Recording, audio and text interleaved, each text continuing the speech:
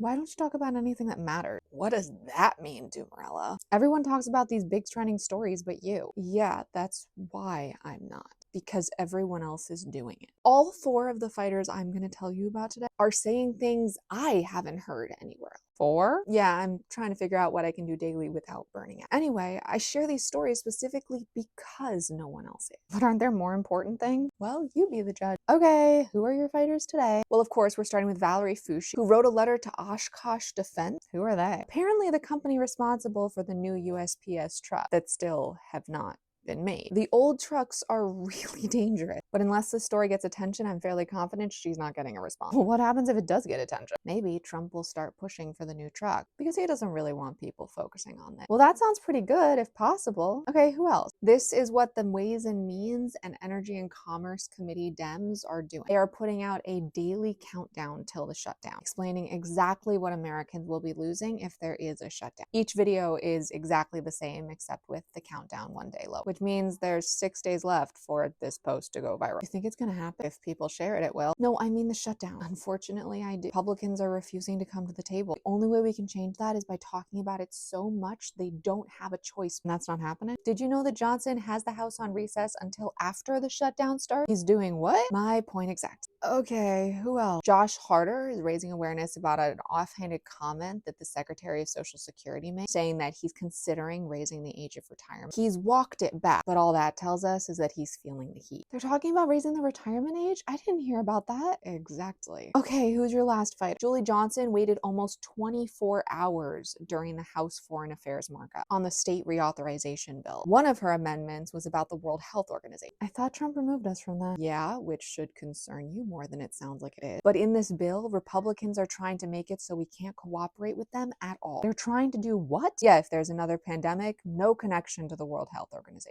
You've got to be kidding me. How did removing it from the bill go? Well, if it had been a good response, I would have started this with bipartisan win. Oh, right. So did you know any of these stories? I mean, I heard something about a shutdown, but no, I didn't. You now understand why I tell these stories? Yeah, I guess I do. That's today's episode of Dumarella Gets Schooled. If you made it to the end of this post, comment with 7 words to help the algorithm. And a bullhorn, because I can't amplify these stories alone. And if you watched or read any of these stories, comment with what you learned. And a mailbox, because protecting USPS and the letter carriers is so important. Our voices are our superpower, but only when we use them.